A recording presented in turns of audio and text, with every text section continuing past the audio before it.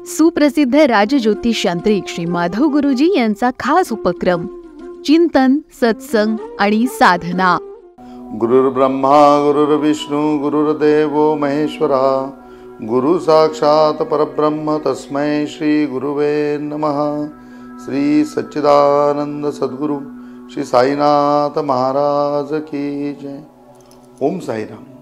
भगवान श्रीकृष्ण परमात्म्यांच्या 12 धामाची आपण यात्रा करत आहोत. आणि ती 12 धामाची यात्रा करत असताना उज्जैन नगरीमध्ये जिथे भगवान श्रीकृष्णांना शिक्षण मिळालं त्या उज्जैन नगरीमधनं आपण आता बाहेर पडत आहोत. आणि उज्जैन नगरीमधनं बाहेर पडत असताना आपल्याला आता कृष्णधामामध्ये पुढच्या ठिकाणी जायचं आहे. परंतु पुढच्या ठिकाणचा प्रवास आहे हा खूप समजून घेण्याचा प्रवास आहे. आणि त्या ठिकाणी जाण्याकरता स्वतःमध्ये काहीतरी प्रगती व्हायला पाहिजे, स्वतःमध्ये काही गुण निर्माण करायला पाहिजेत. तेव्हाच त्या ठिकाणी त्या धामाला जाण्याची आपल्यामध्ये पूर्णपणे पात्रता निर्माण होईल असं आम्हाला शिकवलं गेलं होतं. आणि उज्जैन नगरीमध्येच हा मुक्काम तसाच्या तसा होता. आता कालच्या भागामध्ये आपण ऐकलं की श्रीकृष्ण परमात्म्यांनी जाता जाता म्हणजे की ती उज्जैन नगरी सोडत असताना आपले परममित्र सुदामाजींना उपदेश केला. आणि जो उपदेश आपण सगळ्यांनी समजावून घेतला आणि त्याप्रमाणे आपण सगळे आयुष्यात आपल्या वागणार सुद्धा आहोत. आम्हाला असं वाटलं की आता उज्जैन नगरीमधला आपला प्रवास संपलेला आहे. परंतु तसं नव्हतं. म्हणजे उज्जैन नगरीमध्ये तो मुक्काम आमचा अजून होता. आणि तो मुक्काम होत असताना त्याच्यामध्ये पुढचं महात्म्य म्हणजे की पुढच्या कृष्णधामाला जात असताना आमच्यामधली ती तयारी सगळी करून घेणं चालू होतं. एकीकडे आम्हाला कृष्ण समजावून सांगितला जात होता, एकीकडे कृष्ण आम्हाला पूर्णपणे शिकवला जात होता, दुसऱ्या ठिकाणी आमचा भविष्यशास्त्राचा अभ्यास देखील चाललेला होता. आणि हे सगळं समीकरण इतकं सुंदर चाललेलं होतं की आमच्या प्रत्येकाच्या चेहऱ्यावरती एक तेज निर्माण येत होतं. आणि भगवान श्रीकृष्ण परमात्म्यांना आपल्याला अंगीभूत करायचं आहे, त्यांच्याकडनं प्रत्येक गोष्ट आपल्याला शिकायची आहे, तो भाव आमच्या सगळ्यांमध्ये होता. आणि त्या सगळ्या प्रवासामध्ये आम्ही आनंदी होतो. आणि आनंदी होत असताना त्यावेळेला आम्हाला सांगितलं आता भगवान श्रीकृष्ण परमात्म्यांचा आयुष्यामधला पुढचा क्रम की पुन्हा ज्यावेळेला शिक्षण पूर्ण झालं, भगवान या ठिकाणी आले त्यावेळेला ते 12 वर्षाचे होते.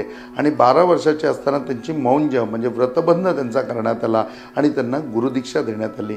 उज्जैन नगरीमध्ये त्यांचा व्रतबंध संपन्न झाला आणि त्या ठिकाणी त्यांनी दीक्षा घेतली. दीक्षा घेतल्यानंतर भगवान श्रीकृष्ण परमात्मा 12 वर्ष त्या ठिकाणी होते. आणि 12 वर्ष संदीपनी ऋषींकडनं पूर्ण ज्ञान त्यांनी घेतलं. संपूर्ण ज्ञान देवाकडे होतंच. दीक्षा देताना सुद्धा त्या ठिकाणी संदीपनी ऋषी म्हणतात की देवा सांगा मला मी तुम्हाला काय शिकवायचं. बघा, राम अवतारामध्ये प्रत्येक गोष्ट रामाने दुसऱ्याची ऐकली. वसिष्ठांनी सांगावं आणि रामाने ऐकावं, दशरथांनी सांगावं आणि रामाने ऐकावं, कैकेयींनी सांगावं आणि रामाने ऐकावं. परंतु श्रीकृष्ण परमात्म्याने श्रीकृष्ण अवतारामध्ये कुणाचंही ऐकलं नाही. जे स्वतः सांगितलं ते खरं सांगितलं आणि स्वतःच्या म्हणण्याप्रमाणेच पूर्ण जग चालवलं. त्याप्रमाणे संदीपनी ऋषींना आवाहन देखील त्यांनी केलं. परंतु त्यावेळेला सुद्धा भगवान कुठेही आपल्या मर्यादा विसरले नाहीत. भगवान अमर्याद पुरुषोत्तम होते, पण ज्या ठिकाणी ज्या मर्यादा आहेत त्या मर्यादांचं कधी उल्लंघन केलं नाही. भगवान श्रीकृष्ण परमात्मे ज्यावेळेला संदीपनी ऋषींना म्हणतात की तुम्ही गुरु आहात आणि माझा शिष्य म्हणून स्वीकार करा, त्यावेळेला ते म्हणतात अहो प्रभू, माझ्या जीवनामध्ये हा किती मोठा योग आहे आणि मी तुम्हाला काय शिकवणार आहात, तुम्ही संपूर्ण संपन्न आहात. परंतु असं असताना सुद्धा त्या ठिकाणी भगवान श्रीकृष्ण परमात्मा त्यांचे पाय धरायला खाली वागतात. संदीपनी ऋषी मागे सरकतात आणि म्हणतात देवा काय, अहो मला पापात पाडता का. त्यावेळेला ते म्हणतात की नाही, मला पुण्य पाहिजे तुमच्याकडनं आणि त्याकरता मी तुमचा नमस्कार करतोय आणि शिष्य म्हणून माझा हा अधिकार आहे आणि शिष्य म्हणून तुम्ही माझ्या या नमस्काराचा स्वीकार करा. बघा किती अमर्याद पुरुषोत्तम किती मर्यादासुद्धा आम्हाला शिकवतो. आणि या मर्यादा कृष्णाकडनं समजावून घेण्यासारख्या आहेत. भगवान श्रीकृष्ण परमात्मा उज्जैन नगरीमधनं पुन्हा मथुरेमध्ये आले. मथुरेमध्ये आल्यावर त्यांचं यथोचित स्वागत झालं. आणि स्वागत झाल्यानंतर त्या ठिकाणी बलराम आणि भगवान श्रीकृष्ण मथुरेमध्ये आलेली आहेत ही बातमी पसरल्यानंतर सगळे मथुरावासी त्यांना भेटायला आले. आणि मग त्या ठिकाणी संपूर्ण त्यांचं कौतुक की कृष्ण कसे दिसतात, आता ते कसे झालेले आहेत, ते तरुण अवस्थेमध्ये कसे दिसत आहेत आणि आता ते काय उपदेश करतायत, ते काय सांगतायत, कसे ते ज्ञानसंपन्न आहेत, आता तो नटखटपणा त्यांच्यामध्ये आहे का. आणि या सगळ्या गोष्टी जाणून घेण्याकरता, त्यांचं कौतुक पाहण्याकरता, त्यांना पाहण्याकरता संपूर्ण मथुरावासी एकत्र आलेले आहेत. भगवान श्रीकृष्ण परमात्मा आता 24 वर्षाचे झालेले आहेत.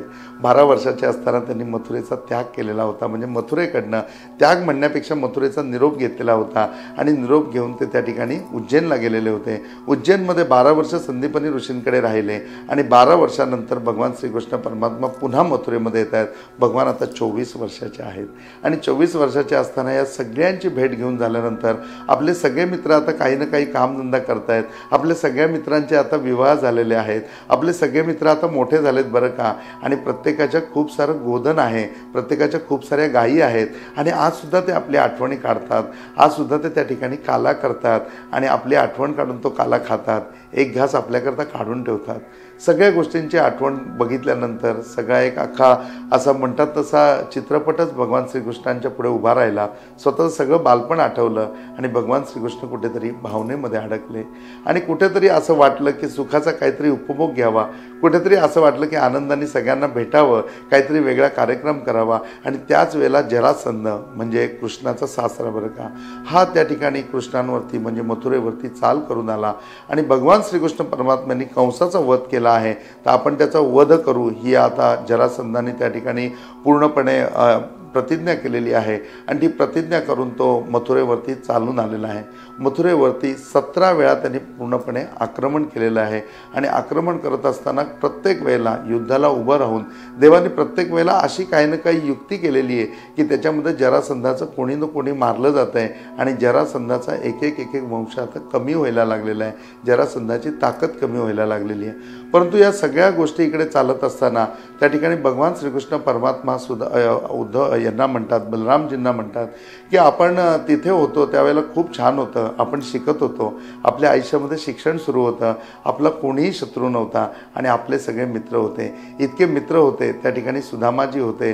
त्या ठिकाणच्या सगळ्या आपल्या एक मित्रांची नावं घेताना भगवान श्रीकृष्ण परमात्म्यांच्या डोळ्यामध्ये पाणी आलेलं आहे आणि त्या ठिकाणची आठवण येत असताना ते म्हणतात ते जीवन खूप सुखी होतं. भगवान श्रीकृष्णांच्या ह्याच जीवनाला आपल्या जीवनामध्ये पॅरलर येऊया आणि ते पॅरलर आल्यानंतर आपल्याला लक्षात येईल की कधी कधी आपणही आपली शाळा आठवूया, आपल्याही शाळेतले आपले मित्र आठवूया आणि शाळेमधला तो अभ्यासक्रम आठवूया, शाळेमधल्या ते गमती जमती आठवूया, कुठेतरी त्या गोष्टीचा आनंद घेऊया. खरोखरी आपलेही डोळे पाणावतील. खरंच ती वास्तू आपल्या डोळ्यासमोर उभी राहील. ते सगळे मित्र आपल्याबरोबर असतील, त्यांच्याबरोबर केलेल्या ते गमती जमती, खेळलेले ते सगळे खेळ, मिळालेली ती सगळी सर्टिफिकेट, प्रत्येक ठिकाणी एखाद्या ठिकाणी झालेली आपली फजिती, सगळ्यांनी आपल्याला घेतलेला आनंद, आपल्या आयुष्यामध्ये एक अशा सगळ्या गोष्टी आपल्याला आठवतील आणि कुठेतरी त्या सुख देऊन जातील. आणि त्यावेळेला भगवान श्रीकृष्ण परमात्म्यांना पहिल्यांदा आवश्यकता वाटली ती अरे आपल्याला इथे आल्यानंतर मथुरेमध्ये आलो आहे, इकडे जरासंध आपल्यावरती म्हणतात तसा जीवावरती उठला आहे आणि आपल्यावरती स्वारी करतोय, आपण देव आहोत आणि आपल्याला इथे कोणी मित्र नाही आहे आणि फक्त आपण म्हणजे की बलरामजी आपण आणि रोजचं उठून युद्धच आपल्या आयुष्यामध्ये चालू आहे. आणि भगवान श्रीकृष्ण परमात्मा असा विचार करत असताना ते पाठीमागे वळून बघतात तर पाठीमागे उद्धवजी उभे आहेत. उद्धवजी हे कृष्णाच्या काकाचे पुत्र होते आणि म्हणजे की याच्यामध्ये म्हणतात की ते त्यांचे पूर्णपणे चुलत भाऊ आहेत म्हणजे. आणि भागवतामध्ये उच्चार येतो की ते चचेरे भाई म्हणजे त्यांच्या काकाचा मुलगा आणि तो त्यांचा भाऊ अशा स्वरूपामध्ये उद्धवजींचं आणि त्यांचं नातं होतं. उद्धवजींचं हे देहस्वरूप फक्त नातं आहे. उद्धवजी तर भगवान श्रीकृष्ण परमात्म्यांबरोबर अनादी कालापासून आहेत आणि अनंत कालापर्यंत राहतील आणि राहणार आहेत. आता उद्धवजींचं जर फक्त आपण चरित्र समजून घ्यायचं झालं तर ते देवाबरोबर कधी कधी आहेत ते बघा. ज्यावेळेला हिरण्यकश्यपू अवतार होता त्यावेळेला ते भक्त प्रल्हाद त्यावेळेला तिथे जन्माला आलेले होते आणि नरसिंह स्वरूपामध्ये देवांनी त्यांच्याकरता अवतार घेतलेला होता आणि त्या ठिकाणी प्रल्हादाचं म्हणजे उद्धवजींचं त्यावेळेला रक्षण केलेलं होतं.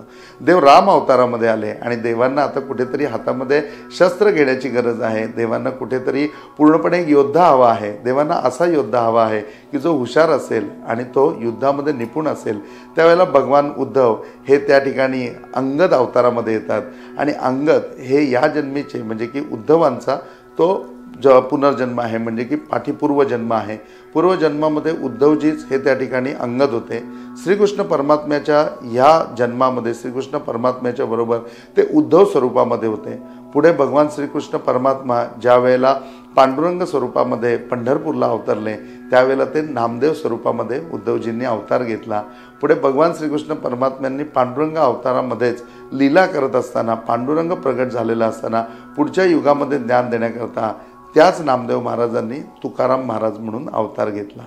त्यामुळे असं म्हणतात की ज्ञानाचा एक्या म्हणजे ज्ञानराज ज्ञानेश्वर माऊली यांचं ज्ञान पुढे प्रभावित करण्याकरता नाथजी म्हणजे की पूर्णपणे एकनाथ महाराज जन्माला आले, म्हणून म्हणतात की ज्ञानाचा एक्या आणि नामदेव महाराजांचं वाङ्मय, नामदेव महाराजांचे अभंग आणि त्यांना समजलेला पांडुरंग पुन्हा सोप्या भाषेत सांगण्याकरता तुकाराम महाराजांचा अवतार आला. हे सगळं आपल्याला जाणून घ्यायचं आहे का आता कृष्णधाम यात्रेमध्ये आपल्याला पंढरपूरला देखील जायचं आहे आणि पंढरपूरला जात असताना हा इतिहास आपल्याला माहिती पाहिजे, म्हणून हा या ठिकाणी छोटासा एक फक्त प्रसंग आणि छोटीशी एक जाणीव. त्याचबरोबर पाठीमागे उद्धवजींना वळून बघितलं, त्याला उद्धवजींना बघून भगवान श्रीकृष्ण परमात्म्यांना आनंद झाला आणि उद्धवजी त्यांच्या जवळ आले. उद्धवजी त्यांच्या जवळ आल्यानंतर त्यांनी उद्धवांनी भगवान श्रीकृष्ण परमात्म्यांना घट्ट मिठी मारली, कारण उद्धवजी हे अगोदरपासूनच कृष्णाचे नातेवाईक तर होतेच, पण त्यांच्या दोघांमध्ये प्रेम होतं आणि प्रेम झाल्यानंतर आज उद्धवजी सुद्धा कुठून तरी शिक्षण घेऊन आलेले आहेत. उद्धवजी देखील शिक्षण पूर्ण करून आलेले आहेत आणि मग अशा उद्धवजींना भेटल्यानंतर भगवान श्रीकृष्ण परमात्म्यांना आनंद झाला आणि ती चेहऱ्यावरती त्यांच्या झुळूक आली, ती चेहऱ्यावरती त्यांच्या तेज आलं की मला माझा मित्र भेटला. भगवान श्रीकृष्ण परमात्म्यांचे उद्धवजी हे खूप जवळचे मित्र होते आणि उद्धवजींनी म्हणजे भगवान श्रीकृष्ण परमात्म्यांनी जगाचं मध्ये कुणाचंच ऐकलं नाही, स्वतः सांगितलं आणि ते सिद्ध केलं, परंतु सल्ला घेताना कायम उद्धवजींचा सल्ला घेतला आणि सल्ला घेताना कायम राधेचा सल्ला घेतला. राधेने न विचारता सल्ला दिला आणि भगवान श्रीकृष्णांनी तो तसाच्या तसा चालवला. उद्धवजींना विचारून सल्ला घेतला आणि उद्धवजींनी देखील प्रामाणिकपणे तो भगवान श्रीकृष्ण परमात्म्यांना दिला. आज उद्धवजी आयुष्यामध्ये आले आणि उद्धवजी आता भगवान श्रीकृष्णांना म्हणतात की सगळं ज्ञान मी घेऊन आलो, पण ते सगळं ज्ञान आहे ना सुख आहे. अगदी आमच्यासारखी म्हणजे अगदी त्यांच्यासारखी आपली अवस्था आहे, उद्धवजींसारखी आपली अवस्था आहे की आपल्याकडे ज्ञान आहे पण आपल्याकडे सुख आहे, कारण आपल्याबरोबर अनुभव नाही, आपल्याबरोबर देव नाही, आपल्याबरोबर परमात्मा नाही आणि आपलं आत्मज्ञान आपल्याबरोबर नाही. ही खूण ज्यावेळेला उद्धवजी, ही खंत ज्यावेळेला उद्धवजी भगवान श्रीकृष्ण परमात्म्यांना बोलून दाखवतात आणि म्हणतात की आता मला सांगा, एक तर तुम्ही मला दीक्षा द्या, नाही तर मला पूर्णपणे तुम्ही तुमच्याकडचं ज्ञान द्या. त्याला भगवान श्रीकृष्ण परमात्मा म्हणतात उद्धवजी तुम्ही ज्ञानी आहे आणि उद्धवा तू माझा मित्र आहेस, तू मला गुरु, मी तुला शिष्य कसा करून घेऊ शकतो, मी तुझा गुरु कसा होऊ शकतो, अरे मी तुझा मित्र आहे ना, ह्याच्यातच सगळं आलं, मी तुझा मित्र आहे तर मग मी तुझा गुरु पण आहे. मग उद्धवजी म्हणतात की श्रीकृष्ण परमात्म्यांना की मला सांगा माझं हे सगळं ज्ञान तुमच्या एवढं तेजपुंज कसं होईल, माझ्या ज्ञानामध्ये चैतन्य कसं येईल आणि मी कसं सगळं छान आणि तुमच्या म्हणजे की तुमच्या बरोबरीने विचार करू शकेन आणि माझी बुद्धी तुमच्यासारखी होईल, त्याकरता मला आशीर्वाद द्या. आणि भगवान श्रीकृष्ण परमात्मा मथुरेमध्ये त्या ठिकाणी उद्धवजींना खूप महत्त्वाचा आशीर्वाद देतात. त्या आशीर्वादामध्ये, त्या आशीर्वचनामध्ये ते उद्धवजींना म्हणतात उद्धवजी तुम्ही सदैव माझ्याबरोबर राहा. जर तुम्ही माझ्याबरोबर राहिलात तुम्हाला वेगळं ज्ञान घेण्याची गरज नाही, तुम्ही मला फक्त समजून घ्या आणि त्या प्रत्येक समजून घेतलेल्या शब्दापासून, त्या प्रत्येक समजून घेतलेल्या प्रसंगापासून पुढे आयुष्य घडत राहील, पुढे इतिहास घडत राहील. भगवान श्रीकृष्णांनी हा मोलाचा सल्ला जो उद्धवजींना मथुरेच्या भूमीवरती दिला, तो सल्ला आपणही कुठेतरी लक्षात घेतला पाहिजे आणि आपल्याला श्रीकृष्ण परमात्म्यांच्या बरोबर राहायला पाहिजे. किंबहुना प्रत्येक वेळेला आपल्याबरोबर श्रीकृष्ण परमात्मा आहेत ही एवढीच भावना आपण आपल्याबरोबर जोपासली पाहिजे. ही जर भावना जोपासून ज्याप्रमाणे उद्धवजी राहिले आणि मग उद्धवजींच्या आयुष्यात संपूर्ण चैतन्यमय स्वरूप भगवान श्रीकृष्ण परमात्मा राहिले, तोच संग, तोच भाव आपण जर आपल्यामध्ये ठेवला की सदैव आपल्याबरोबर श्रीकृष्ण परमात्मा आहेत, तर आपल्या जीवनाचं सार्थक होईल. मथुरेमधला हा पहिला प्रसंग येतो की पहिल्या प्रसंगामध्ये भगवान श्रीकृष्णांना त्यांचे मित्र भेटतात आणि उद्धवजी आणि भगवान श्रीकृष्णांची पूर्णपणे चैतन्य रूप भेट ही या सत्रामध्ये झाली आणि आपल्याला देखील चैतन्य स्वरूप भगवान श्रीकृष्ण परमात्मा आपल्याबरोबर ठेवायचे आहेत, ही भूमिका आपल्याला या ठिकाणी कळली. श्रीकृष्ण परमात्म्यांच्या या चारधाम यात्रेमध्ये आज इथेच थांबूया आणि उद्याच्या एपिसोडमध्ये मथुरेमध्ये पुढे काय काय घडलं ते जाणून घेऊया. ओम साईराम.